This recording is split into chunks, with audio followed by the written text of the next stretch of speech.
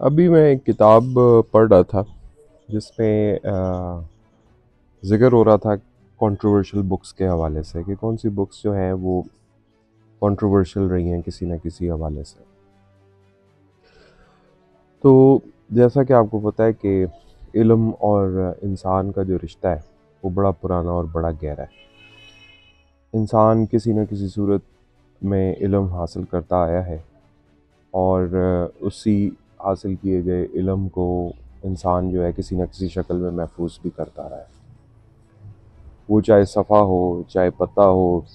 चाहे piece of rock हो, तो इंसान जो है ना इन चीज़ों को अपने इल्म को महफूज करता है।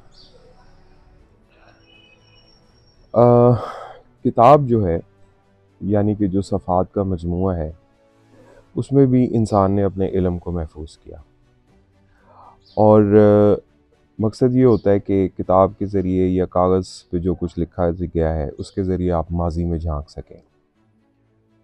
और इसी माजी में झांकने की सलाहियत की वजह से आप मुस्तकबिल के हवाले से कोई ठोस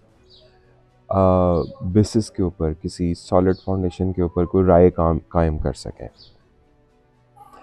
और इसी तरह कई किताबें ऐसी होती हैं जो कि चेंज के लिए रास्ता हमवार करती हैं, क्योंकि ज़ाहिर है जो भी इंसान ने इन्वेस्टिगेट करके लिखा, इल्म हासिल करके लिखा, तो वो आने वाली नस्लों पे उसने बहुत असरात छोड़े। अब जैसे जैसे वक्त गुजर रहा है 20वीं सेंचुरी के इंसान के लिए, आपके लिए जो अपने आप को वक्त देना है वो कम से कम होता जा रहा है और आपके पास टोटल 24 आवर्स होते हैं। उन 24 आवर्स की भी आप डिवीजन करें तो 8 आवर्स आपके वर्क के होते हैं, 8 आवर्स आपके डोमेस्टिक होते हैं और उन 8 आवर्स गुजारने के बाद आपके पास इतना टाइम ही नहीं बचता कि आप 8 आवर्स अपने ऊपर लगा सकें, यानी कि इल्म हासिल करें, कोई रिसर्च कर सकें, कोई तालीम हासिल कर सकें। और इस हवाले से देखा जाए तो आपके पास टाइम कम से कम होता जा रहा है। दूसरी तरफ आप ये भी महसूस करते हैं कि चारों तरफ से जो मालूमात ही मैं कहूँगा, जो इन्फॉर्मेशन है वो आपकी तरफ चली आ रही है किसी ना किसी सूरत में, चाहे वो टेलीविज़न हो, चाहे सोशल मीडिया हो, न्यूज़पेपर हो। तो ऐसे जो इन्फॉर्मेशन आपकी तरफ आ रही होती है, इसके अंदर आप जी रहे हैं बेसिकली। तो जब इन हालात में जब चारों तरफ से आपके ऊपर मालूमात इन्फॉर्मेशन चली आ रही हो, तो ज़रूरत इस अमर की होती है कि आप वो इन्फॉर्मेशन हासिल करें, यानी कि जो कि इल्म की तरफ आपको लेके जाती हो, जो सोचने समझने की तरफ आपको लेके जाती हो। और इसके लिए ज़रूरी है इस बात का कि आपके पास वो बुक्स हों, वो सोर्सेज़ हों, जिसके ज़रिए आपके ऊपर नॉलेज और रिसर्च के दरवाज़े खुल सकें। तो बेसिक राइटर्स का भी जो काम होता है बुक के लिए वो यही होता है कि हम कुछ ऐसा लिखें जो कि जो रीडर है उसके दिमाग में वो चीज़ बैठ सके। क्योंकि ये बात तो तय है कि जो लोग सोचने समझने वाले लोग होते हैं, वो जो कुछ लिखते हैं, जो कुछ कहते हैं, वो दूसरों के लिए भी सोचने समझने की लिए एक रास्ता खोलती है। और इसमें भी ये बात दुरुस्त है कि जो मुख्तलिफ़ अंदाज से ख़यालात पेश किए गए होते हैं। देखिए, इंसान का जो ज़हन होता है वो एक ऐसी चीज़ है कि जहाँ पे कुछ थॉट्स जो होते हैं स्टोर किए होते हैं, ठीक है? और ये भी पॉसिबिलिटी है कि जो थॉट्स आपके ज़हन में स्टोर किए हुए हैं उनके अगेंस्ट कोई थॉट्स आप सुनना ना पसंद करें या उनको एब्ज़ॉर्ब करना ना पसंद करें। लेकिन ये बात भी श्योर है कि जो डिफरेंट ख़यालात होते हैं, जो डिफरेंट थॉट्स होते हैं, वो हर इंसान को मज़ीद सोचने पे मजबूर भी करते हैं। तो राइटर्स का पर्पज़ यही होता है कि डिफरेंट थॉट्स आप तक पहुँचाए जाएँ, या किताबों का मकसद भी यही होता है कि डिफरेंट थॉट्स आप तक पहुँचाए जाएँ ताकि आपके ऊपर एक सोच का रास्ता खुले, आपके ख़यालात को मज़ीद आगे चलने का रास्ता मिले। और इंसान जो है, ये बात भी तय है कि इन्हीं ख़यालात की फाउंडेशन के ऊपर इंसान जो है तरक्की करता चला गया है। 12th century, 13th century, 14th century, 15th century, 16th, 17th, 18th, आप देखें हाँ इंसान ने हर 100 साल में किस तरह अपने आप को चेंज किया है। ये सारी चेंज इसीलिए पॉसिबल हो सकी है कि आपके पास नॉलेज था, आपके पास इंफॉर्मेशन थी, और आपके पास पीछे बुक्स मौजूद थी जिनकी बेस के ऊपर आप आगे चलते जाएं। अभी जिस किताब के हवाले से मैं आपसे बात करना चाह रहा हूँ,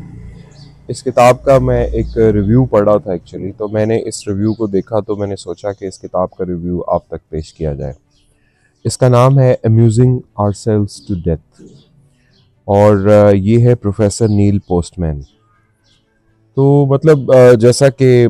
किताब का टाइटल शो करता है कि ये मतलब अम्यूजिंग आवरसेल्व्स टू डेथ,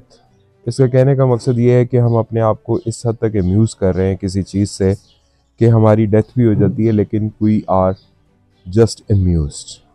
हमें कोई परवाह नहीं है कि हमारी डेथ हो रही है लेकिन हम बहुत अम्यूज्ड हैं। तो वो किस चीज़ के बारे में ये बात कर रहे हैं ये हम देखते हैं। बेसिकली प्रोफेसर नील पोस्टमैन जो हैं ये न्यूयॉर्क में मीडिया इकोलॉजी पढ़ाया करते थे और इनकी जो मेन रिसर्च थी या जो इनकी मेन स्टडीज़ थी वो इस बात पे थी कि ये जो आपके सोर्सेज ऑफ इंफॉर्मेशन है, जो कम्युनिकेशन के सोर्सेज हैं, जो मीडिया है, इसके जो सोर्सेज हैं लाइक टीवी है और स्पेशली इलेक्ट्रॉनिक मीडिया है, उसके आपके जहन पर क्या असरात मुरतब होते हैं। तो बेसिकली इन्होंने जो मेन फोकस किया था वो टेलीविज़न के ऊपर ही किया था कि टेलीविज़न जो है उसका जो इंसानी जहन पर क्या असरात वो करता है। ये जो किताब है अम्यूजिंग आवरसेल्व्स टू डेथ, ये बेसिकली 1985 में शाया हुई थी और इन्होंने इसके ऊपर बड़ी अच्छे तरीके से बहस की है कि ये जो बहुतात है टीवी चैनल्स की, अमेरिकन प्रोफेसर थे तो अमेरिकन चैनल्स के हवाले से बात कर रहे थे, तो उसकी वजह से इलेक्ट्रॉनिक मीडिया की जो बहुतात है उसकी वजह से इंसान का जो माइंड है उसके ऊपर क्या असर वाक़या होता है। और ऑब्वियसली आप उनकी कही गई बातों से इख्तलाफ कर सकते हैं, इख्तलाफ ही हुस्न राय है इल्म का, बहस का, लेकिन ये है कि जो कुछ वो कह गए हैं उस पर भी गौर करना चाहिए कि वो क्यों ऐसा कह गए हैं।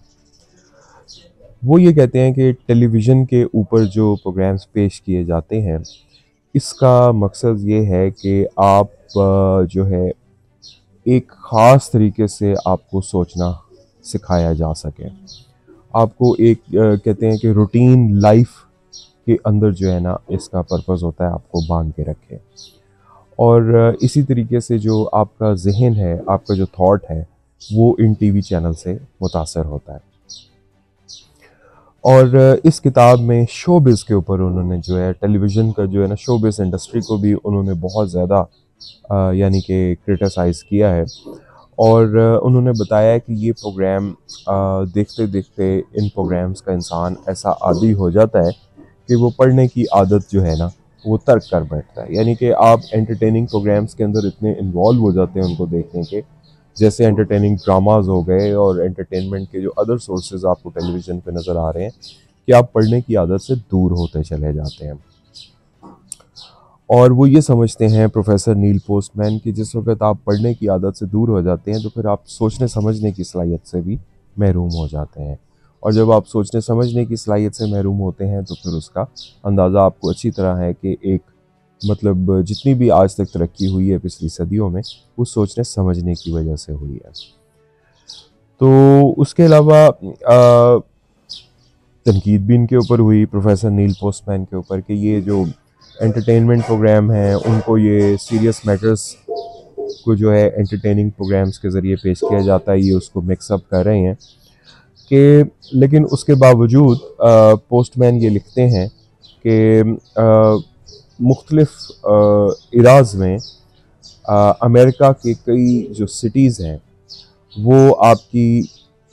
नेशनल थॉट के सेंटर मतलब सेंटर उनको मतलब सेंटर बन गए हैं। फॉर एग्ज़ाम्पल जैसे न्यूयॉर्क है, शिकागो है, बॉस्टन और वाशिंगटन है, इस वक्त जो है हमारे ज़्यादा नुमाया है और हर शहर जो है किसी ना किसी वजह से मशहूर है। मतलब जब भी आप कल्चरली किसी शहर का जिक्र करना चाहें तो आप ये इन्हीं शहरों का जिक्र करें, न्यूयॉर्क हो गया, शिकागो हो गया। और इस वक्त वो कहते हैं कि लॉस वेगस अमेरिकन कल्चर का रिप्रेजेंटेटिव बना हुआ है। कि कहता है इन शहर को देखकर अंदाज़ा लगाया जा सकता है कि अमेरिकन जो हैं वो एंटरटेनमेंट के अंदर किस हद तक डूब चुके हैं। जो लोग लॉस वेगस को नहीं जानते वो मैं थोड़ा सा आपको बताता चलूँ। ये एक काफ़ी दूर इन्होंने एक लॉस वेगस नाम से सिटी बनाया हुआ है, जहाँ पे आप एंटरटेनमेंट हैं, जहाँ पे क्लब्स हैं, जहाँ पे आप गेमिंग के पॉइंट ऑफ व्यू से जाते हैं, वहाँ पे गैम्बलिंग भी होती है,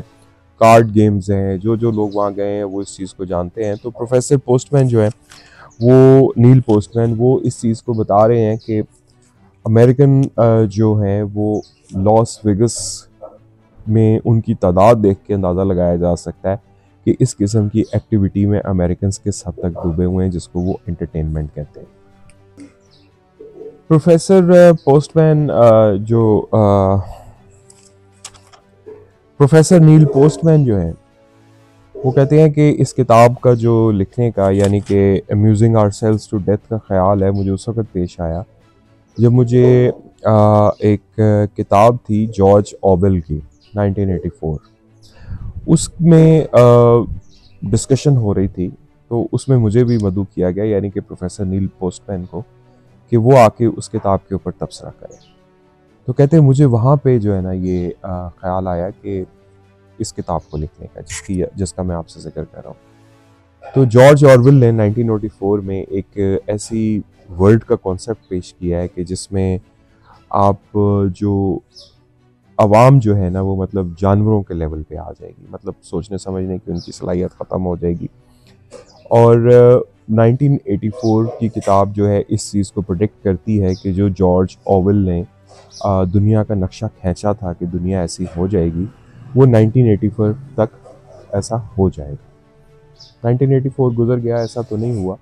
लेकिन बहरहाल उनकी ये जो किताब है जिसके ऊपर वो ये डिस्कस कर रहे हैं, ये जॉर्ज ऑरवेल की जो किताब है 1984, उससे ही उनको लिखने का ख्याल आया। जैसा कि मैं आपको पहले कह रहा था, जो कुछ लिखा जा चुका है वही फाउंडेशन होती है आगे आने वाली किताबों की, इल्म की और मेंटल डेवलपमेंट की। अब जिस तरह Neil Postman losing ourselves to death के अंदर ये बात बताने की कोशिश कर रहे हैं कि जॉर्ज ऑरवेल ने जो 1984 में किताब लिखी थी, आज वो चीज़ जब टेलीविज़न के एंटरटेनमेंट पे क्रिटिसाइज़ कर रहे हैं तो जॉर्ज ऑरवेल की वही जो बुक है वो उनके काम आ रही है। तो कहने का मकसद ये है कि वो ये कहते हैं डील पोस्टमैन कि टेक्नोलॉजी कोई बुरी चीज़ नहीं है, लेकिन सिर्फ इसका जो इस्तेमाल है वो तय करता है कि टेक्नोलॉजी को हमने कैसे यूज़ करना है और किस तरीके से यूज़ करना है। कैरिंग ऑन, ऑल्डस एक्सले की जो बुक थी वो उसमें ऐसी दुनिया का एक तस्वर पेश करते हैं जिसमें आपको फोर्स कोई नहीं करेगा, लेकिन आपकी साइकोलॉजी से प्ले अराउंड करते हुए चीज़ों को इस तरीके से पेश किया जाएगा कि आप मेंटली स्लेव हो जाएंगे। और जो प्रोफेसर पोस्टमैन हैं, वो जो न्यूयॉर्क यूनिवर्सिटी में मीडिया इकोलॉजी पढ़ाते रहे हैं, वो इस टेलीविज़न और उसके सबब से पैदा होने वाली एंटरटेनमेंट को इसी नज़र से देख रहे हैं कि जॉर्ज ऑवेल ने 1984 में एक ऐसी दुनिया का तस्वुर पेश किया था जहाँ पे आप पे फोर्स कुछ नहीं किया जाएगा, लेकिन आप वॉलंटरीली उस कल्चर के यूज्ड टू हो जाएंगे। उसने एक सब्सटेंस का भी जिक्र किया था जिसका नाम सोमा था, जिसको पी के जो लोग हैं वो मतलब बिल्कुल इंटॉक्सिकेट हो जाएंगे और वो कुछ सोचने समझने की सलाहियतों से बिल्कुल अलहदा हो जाएंगे। तो जो प्रोफेसर न्यूमैन है, प्रोफेसर पोस्टमैन जो है, वो इस चीज़ को, टेलीविज़न को उसी चीज़ के साथ कंपेयर कर रहे हैं और वो ये बताने की कोशिश कर रहे हैं कि लोग मेंटली जो है कुछ भी सोचने की सलाहियत से महरूम हो रहे हैं। और इसमें भी कोई शक नहीं है कि प्रोफेसर पोस्टमैन ये भी बताते हैं कि ये जो दवाई है जिसको वो बोलते हैं कि इसको पी के लोग इंटॉक्सिकेट हो जाते हैं, जिसको वो रिप्रेजेंट कर रहे हैं टीवी के थ्रू, टीवी के कल्चरल प्रोग्राम्स के थ्रू, उसकी वजह से लोग जो हैं मतलब वो जीने का तसव्वुर भी खो बैठेंगे कि टीवी के बगैर तो हम जी भी नहीं सकते। और आपको याद होगा एंशंट इंडिया में भी एक ड्रग यूज़ होती थी, उसमें भी वो भी आर्यंस की किताब में भी उसका जिक्र है कि उसको पीने से जो है ना आप थोड़ा सा नशा का यूज टू हो जाते हैं। तो ये वो जो चीज़ है वो ये इस किताब के अंदर पेश करने की कोशिश कर रहे हैं।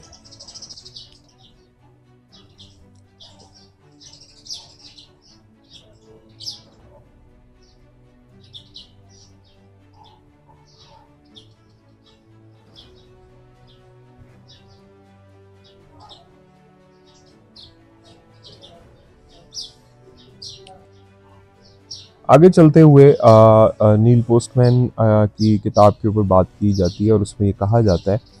कि बेसिकली जो एंटरटेनमेंट के प्रोग्राम्स हैं उनको प्रोडक्शन के हवाले से ही पेश किया जाता है। यानी कि यूँ समझ लीजिए कि उसमें मवाद यानी जो कंटेंट होता है उसका मयार जो होता है उसकी अहलियत इतनी ज़्यादा नहीं होती, लेकिन सिर्फ ये ज़हन में रखा जाता है कि आपने इसको प्रोड्यूस करना है और इसके अंदर रंगारंग चीज़ें भरनी है,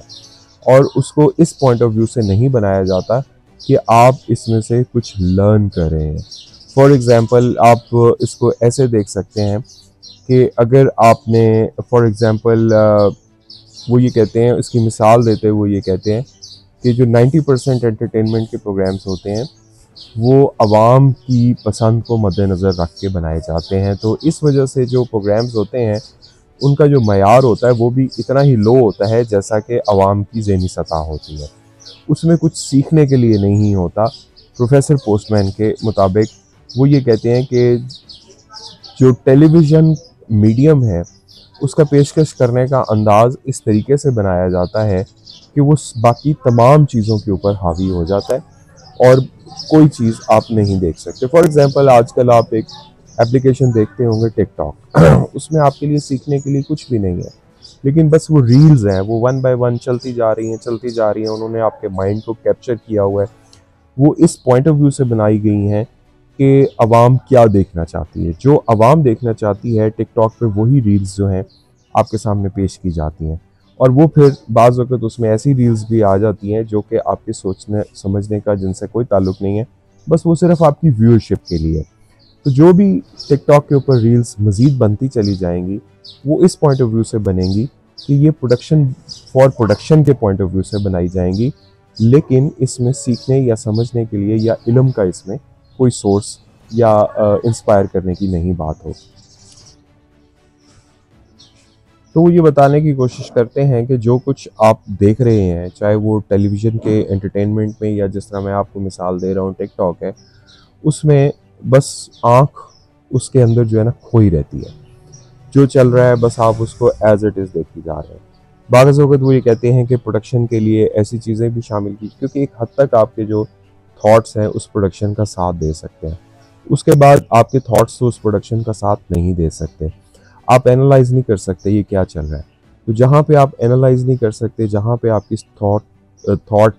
सेंसेस रुक जाती हैं, वहाँ पे उस प्रोडक्शन के अंदर उनको शामिल करने के लिए बहुत कुछ खपाना पड़ता है। कुछ ऐसी चीज़ें भी खपानी पड़ती हैं उस चीज़ को कंटिन्यू करने के लिए जो कि समझ से बाहर हो या जिसके अंदर आपके लिए समझने का कुछ भी ना हो।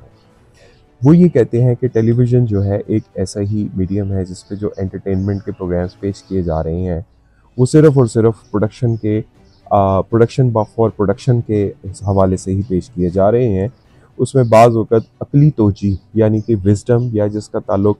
अक़ल के प्रोग्राम से हो, जिसमें अक़ल का इस्तेमाल हो या आपकी अक़ल में इज़ाफ़ा हो या आपके नॉलेज में इज़ाफ़ा हो, उसके हवाले से कोई ख़ास किस्म की प्रोडक्शन उनको नज़र नहीं आती, या वो महसूस करते हैं कि ऐसा नहीं बन पा रहा या जिसकी बिना पे वो उस पे तनकीद कर रहे हैं।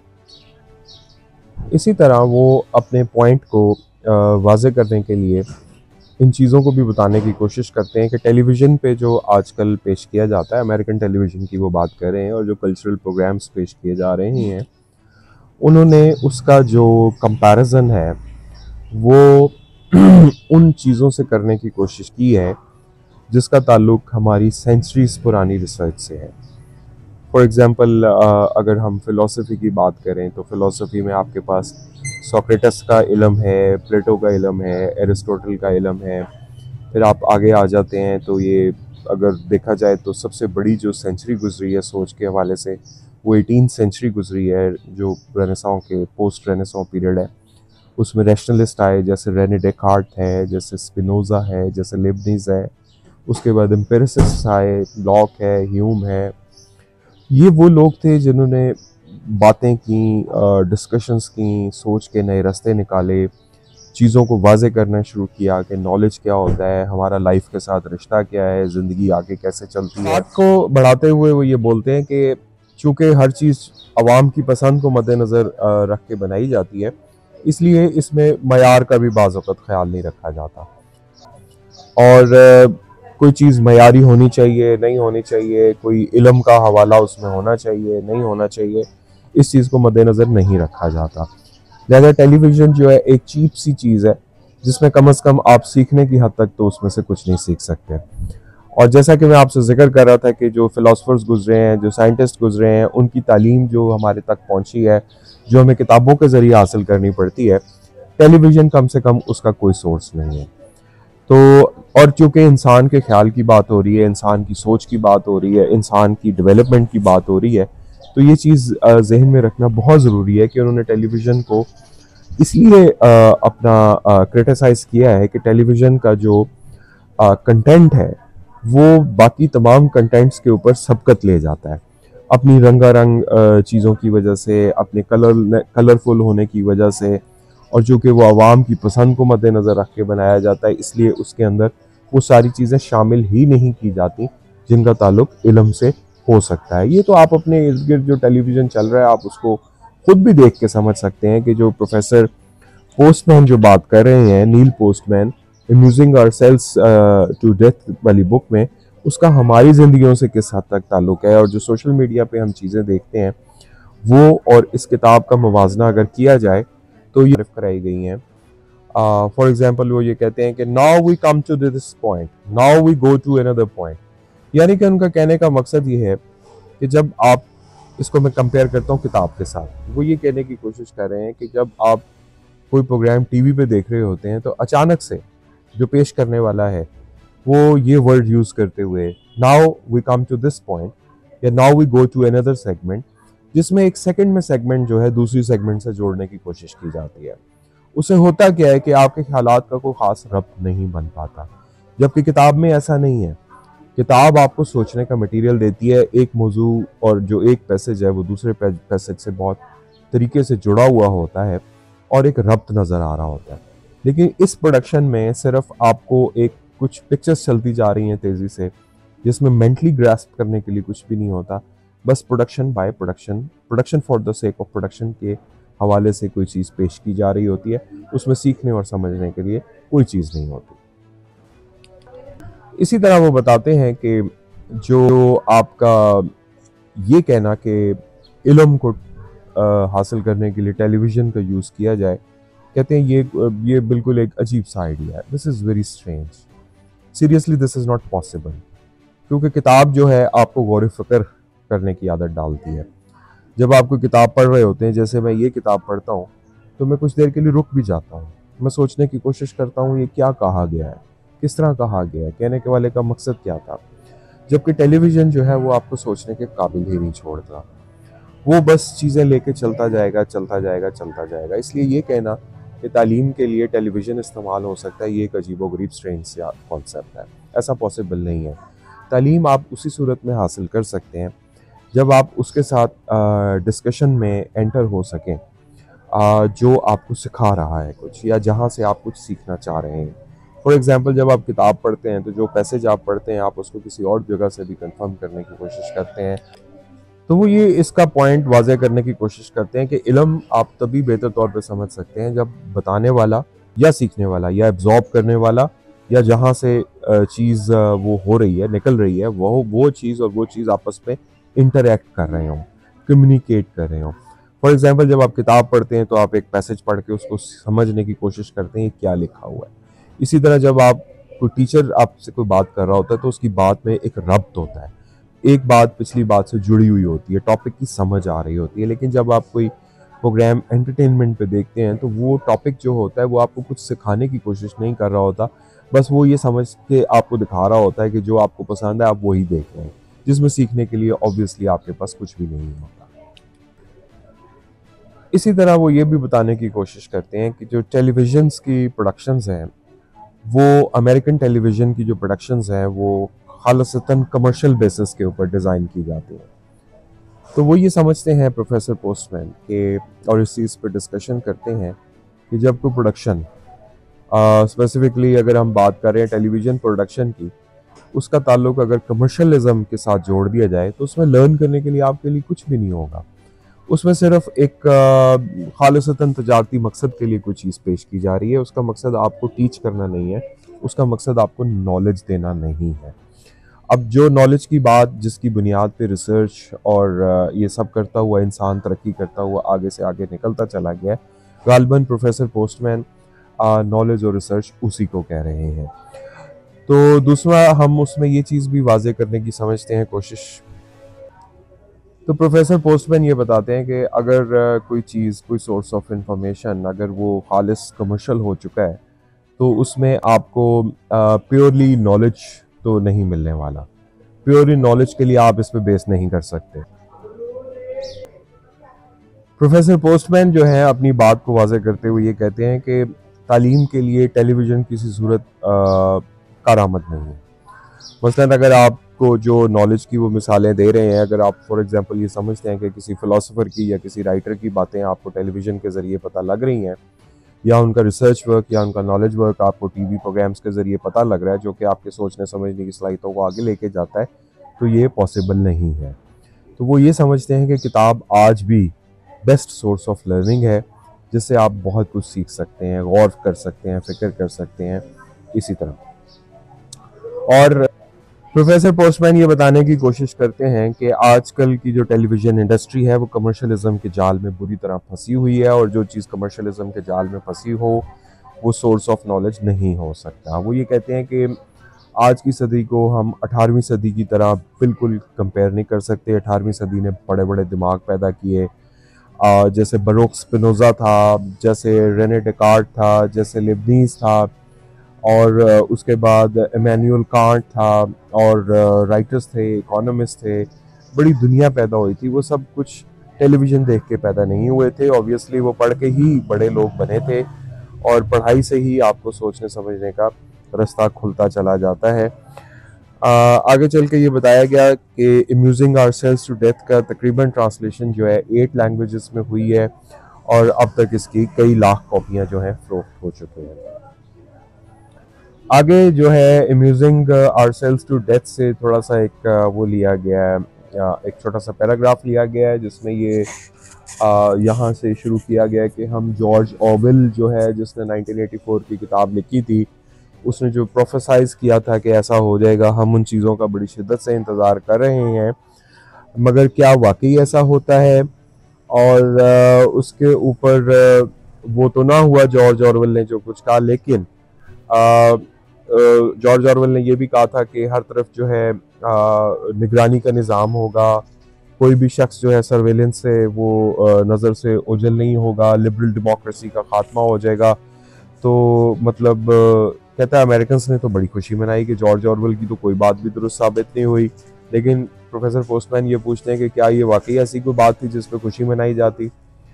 आगे फिर वो जॉर्ज ऑरवेल से पहले बताते हैं कि ऑल्डस हक्सले ने भी एक बात की थी। ऑल्डस हक्सले ने किताब लिखी थी ब्रेव न्यू वर्ल्ड। तो वहाँ पे वो ये कंपैरिजन पेश कर रहे हैं ऑल्डस हक्सले का और जॉर्ज ऑरवेल का। तो जॉर्ज ऑरवेल ने 1984 में ये कहा था कि एक वक्त ऐसा आएगा कि ये सारा कुछ जो है ना जबरी हो जाएगा। तो जबकि ब्रेव न्यू वर्ल्ड में ऑल्डस हक्सले ने ये बोला था कि जबरी कुछ भी नहीं होगा, लोग अपनी रजामंदी से ही सब कुछ करेंगे। और ऑरवेल का कहना था कि लोगों को बाय फोर्स कंट्रोल किया जाए था, जबकि हक्सले का कहना था कि ऐसा कुछ भी नहीं होगा, लोगों को एक ऐसे सिस्टम का यूज टू बना दिया जाएगा और उसके बाद सब कुछ खुद ब खुद होता चला जाएगा। और उसके अलावा ये है कि लोग जो है टेक्नोलॉजी से प्यार करने लगेंगे,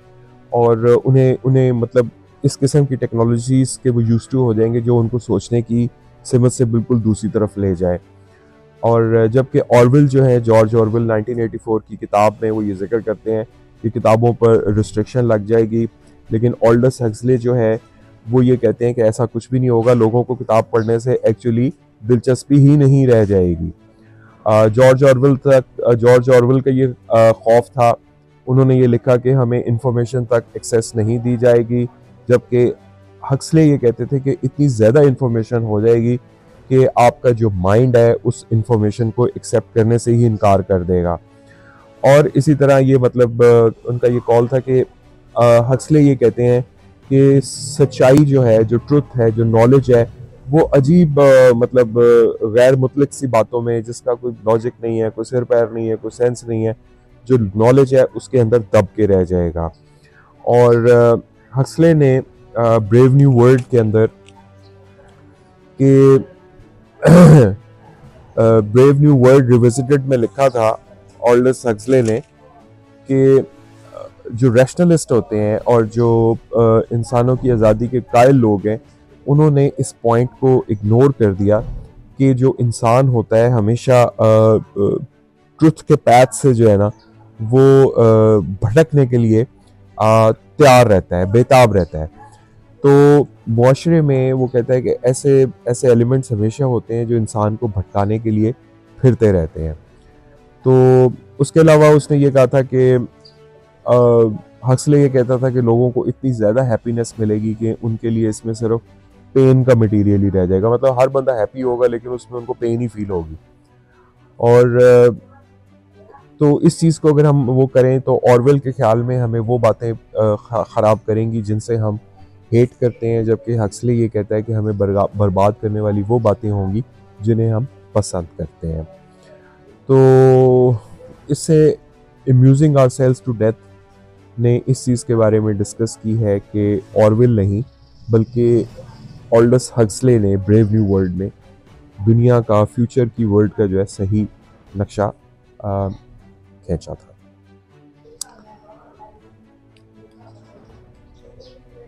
तो अपनी बुक में वो ऑल्डस हक्सले को सही साबित करने के बाद ये महसूस करते हैं और यहाँ पे वो इस चीज़ को जहन क्लोज करने की कोशिश करते हैं कि जिन लोगों ने टेक्नोलॉजी पे नज़र रखी है वो ये जानते हैं कि टेक्नोलॉजी बहुत कुछ देती है तो बहुत कुछ लेती भी है। प्रिंटिंग प्रेस की वो मिसाल देते हैं कि मतलब प्रिंटिंग प्रेस ने एक तरफ तो लोगों को किताब तक एक्सेस दी,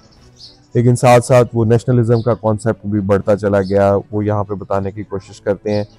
कि प्रिंटिंग की वजह से ही जो है नेशनलिज्म को बहुत ज़्यादा फ़रोग मिला।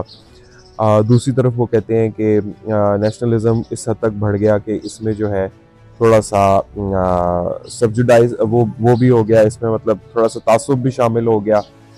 और ये चीज़ें मतलब वो बता रहे हैं कि टेक्नोलॉजी जो है कॉन्करर्स भी पैदा करती है लेकिन कुछ लोगों को वो स्लेव भी बना देती है। तो हो सकता है कि फ्यूचर में जो है टीचर्स का कॉन्सेप्ट ही ख़त्म हो जाए। और उसके अलावा वो ये कहते हैं कि टेक्नोलॉजी की वजह से बहुत से पेशे शुरू भी होते हैं, ख़त्म भी हो जाते हैं। तो वो यहाँ पे एंड करने की कोशिश करते हैं कि किसी भी मामले पे जब आप बात करते हैं तो उसकी वजाहत एक्चुअली ख़त्म नहीं हो जाती, वजाहत का एक्चुअली आगाज़ होता है।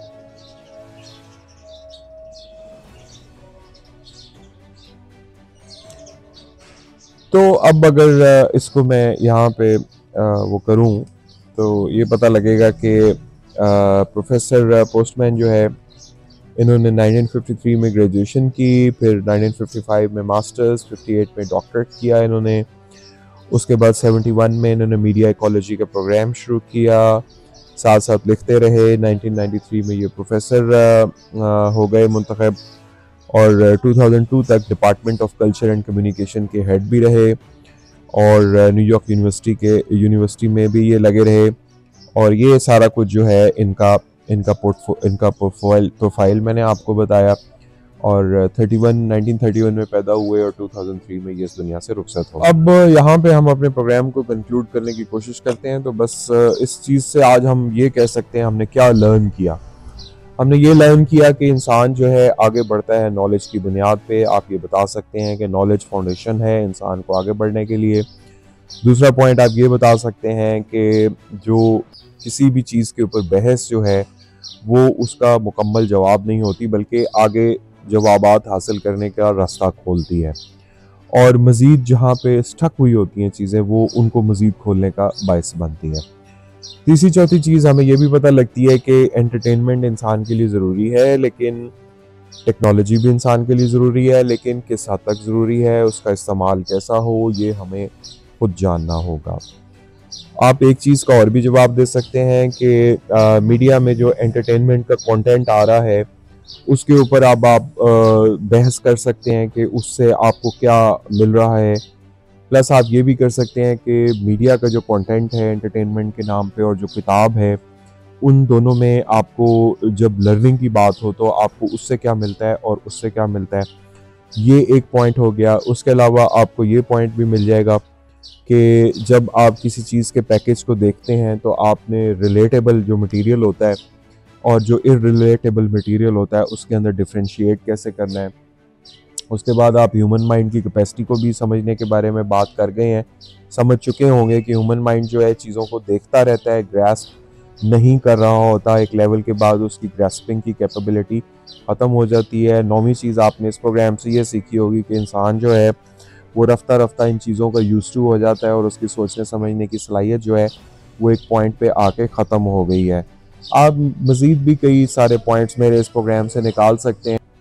तो जैसा कि मैंने आपको बताया कि 9 पॉइंट्स के अलावा आप ये चीज़ भी इसमें से कंक्लूड कर सकते हैं कि जो बुक है, बुक रीडिंग जो है वो आपके पास सोचने समझने का रास्ता खोलती है। जितने भी अच्छे राइटर्स आपके गुजरे हैं, फिलोसफर्स गुजरे हैं, जिन्होंने इंसान के ऊपर सोच के नए दरवाजे खोले हैं, ऑब्वियसली वो टिकटॉक और टेलीविज़न देख के या अपने ज़माने की एंटरटेनमेंट चीज़ों के अंदर मसरूफ़ होकर तो ये सब कुछ उन्होंने नहीं किया होगा। अगर हम इस किताब में से एक ये कंक्लूजन भी निकाल सकते हैं कि आपको अपनी सोर्स ऑफ इंफॉर्मेशन जो है उसके बारे में सोचना चाहिए कि क्या वो आपको नॉलेज दे रहे हैं या सिर्फ़ और सिर्फ वो आपकी सोच को बंद करने का काम सर अंजाम दे रहे हैं। ज़ाहिर है इल्म का जो सफ़र है वो तो चलता रहेगा, आप और हम नहीं होंगे तो कोई और होगा, लेकिन क्यों ना हम ही हों। तो उसका एक सोर्स ऑफ इंफॉर्मेशन या सोर्स ऑफ नॉलेज जो है बुक्स हैं। बुक्स आप पढ़ें, जो लोगों ने सदियों की रिसर्च के बाद जो चीज़ें लिखी हैं उनको पढ़ना चाहिए। जैसा कि मैंने आपको आज के प्रोग्राम में बुक्स भी रिकमेंड की हैं, कुछ थोड़ा सा आपको ये भी बताया है कि बुक रीडिंग का फ़ायदा क्या होता है, मॉडर्न डे जो एंटरटेनमेंट है किस तरह आपका सोच का रास्ता भी रोकती है, उसमें कौन से सोर्सेज हैं जो काम के हो सकते हैं, नहीं हो सकते। तो आई होप आपको मेरा ये छोटा सा जो है चीज़, ये सिटिंग आपको अच्छी लगी होगी। इस बारे में आपकी जो भी राय होगी वो आप मुझे ज़रूर इन्फॉर्म कीजिएगा। मेरे चैनल को सब्सक्राइब करना ना भूलिएगा। इंशाल्लाह किसी और मौजू पे आपसे फिर दोबारा मुलाकात होगी। Thank you very much.